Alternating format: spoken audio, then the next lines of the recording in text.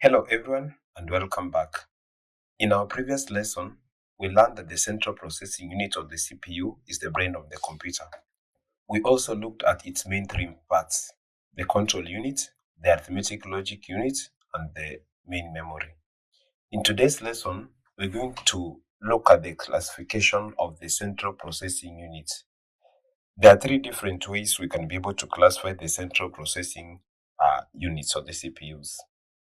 Number one, according to the instruction set. Number two, according to the number of cores. And number three, according to the processor generation. By the end of this lesson, you should be able to identify different types of the CPUs and explain how they differ. Let's begin. Number one, classification according to the instruction set. A CPU follows a set of instructions that tells it how to process data. Based on this instruction set, the CPU are classified into two main categories. The first category is called the complex instruction set computer. As the name suggests, the complex instruction set computer has a large number of instructions. One instruction can perform several tasks at once. Think of it like pressing one button on a washing machine and the machine automatically washes, rinses, and spins the clothes. One command performs many operations. Most Intel and AMD desktop and laptop processors use the complex instruction set architecture. The second category is what we call the reduced instruction set computer. Unlike the complex instruction set computer, a reduced instruction set computer uses smaller and simpler set of instructions. Each instruction performs only one specific task, but does it very quickly. Imagine building a house. Instead of one worker doing everything, you have one person laying the bricks, another mixing cement, another painting. Each person performs one job efficiently. Many smartphones and tablets use the reduced instruction set computer processors because they consume less power while providing excellent performance.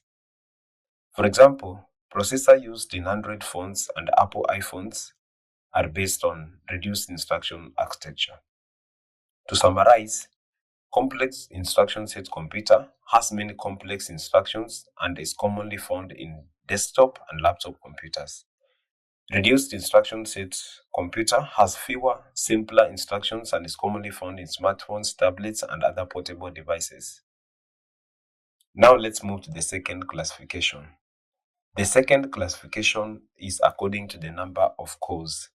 Before we understand this classification, we need to know what a core is. A core is an individual processing unit inside a CPU. You can think of each core as a separate worker capable of performing tasks. The more cores a processor has, the more tasks it can handle at the same time. Let's look at the different types. We have a single core processor. It has only one core. It can perform only one task at a time, making it slower when running multiple applications. For example, if you're typing a document or listening to music, the computer may become slow. Next is the dual-core processor. It has two cores that work together. This allows the computer to perform two or more tasks more efficiently. For example, you can browse the internet or listening to music without slowdown. Then we have the quad-core processor. It contains 4 processing cores. This processor is ideal for multitasking, online learning, office work, and light gaming. After that comes the Hexa-core processor. As the name suggests, it has 6 cores. These processors are suitable for video editing, programming, and running demanding applications. Next is the Octa-core processor. It has 8 cores. These are commonly found in modern smartphones and high-performance computers because they can run many applications smoothly at the same time. Some advanced computers even have processors with 12, 16, 24, or more cores. These are mainly used in scientific research, artificial intelligence, animation, engineering, and large data centers. An easy way to remember this is to imagine students carrying desks. If one student carries all the desks, the work takes a longer time. If 4 students carry them together, the work is completed much faster. That's exactly how multiple CPU cores improve computer performance. Now let's look at the final classification. Classification according to the processor generation. Processors continue to improve over time. every few years, manufacturers release a new generation with better speed, improved power efficiency, and more advanced features.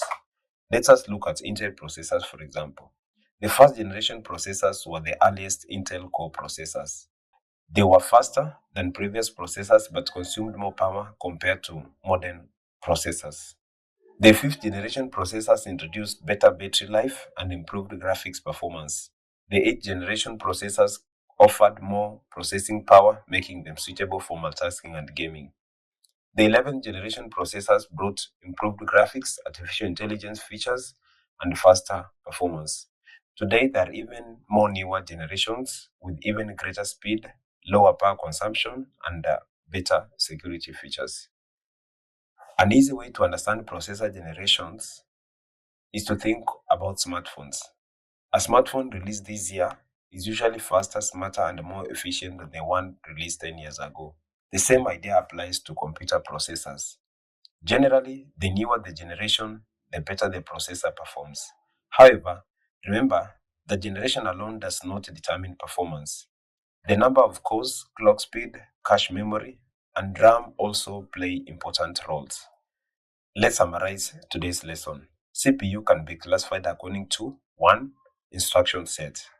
Complex instruction set computer uses many complex instructions. Reduced instruction set computer uses fewer, simpler instructions. 2. The number of cores. We have single core, dual core, quad core, hexa, octa, and many more cores. Number 3, processor generation. Newer generations generally offer better speed, efficiency, and performance than older generations. Before we end, here are a few challenge questions. Question 1.